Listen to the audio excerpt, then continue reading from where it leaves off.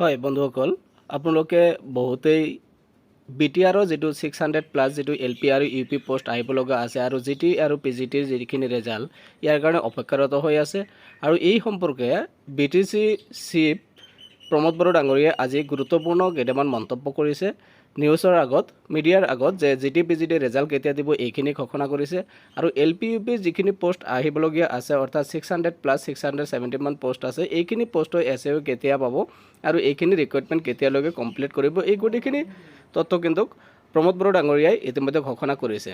আৰু আপোনালোকে এই সম্পৰ্কতে নিশ্চয় বহুত ইগাৰলি ৱেইটেড হৈ আছে যে বিটিআৰৰ অসমৰ যিটো জিটি আৰু পিজিটি ৰেজাল্ট ডিক্লেয়াৰ হৈ গ'ল, ডেট ডিক্লেয়াৰ হৈ গ'ল, আৰু এতিয়া বিটিআৰটো কেতিয়া দিব। আৰু এই গোটেইখিনি সম্পৰ্কে আজি একদম 1 মিনিটৰ ভিতৰত প্ৰমোদ বড়ো পোনপটীয়াকৈ যিখিনি মন্তব্য আগবঢ়াইছে, এই মন্তব্যখিনি আপোনালোকৰ লগত লৈ আহিছোঁ। আপোনালোকে শুনক প্ৰমোদ বড়ো ডাঙৰীয়াই নিজেই কি কৈছিলে, এই কথাখিনি আপোনালোকৰ লগত।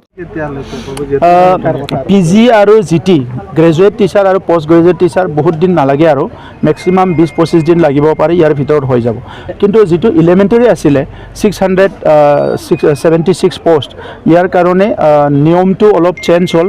এতিয়া যিটো আমাৰ নতুন নিয়মত অনলাইন যোগেদি চব আপলোড কৰা হৈ গৈছে, এদিন দুদিনত চব প্ৰচেছ কমপ্লিট হৈ যাব। তো এইটো কমপ্লিট হোৱাৰ লগে লগে অসম চৰকাৰৰ আমি SIটো পাই যাম, আৰু লগে লগে আমি এডভাৰটাইজ দি 1 মাহৰ ভিতৰত কাম কমপ্লিট কৰিম। বিটিআৰত ছাৰ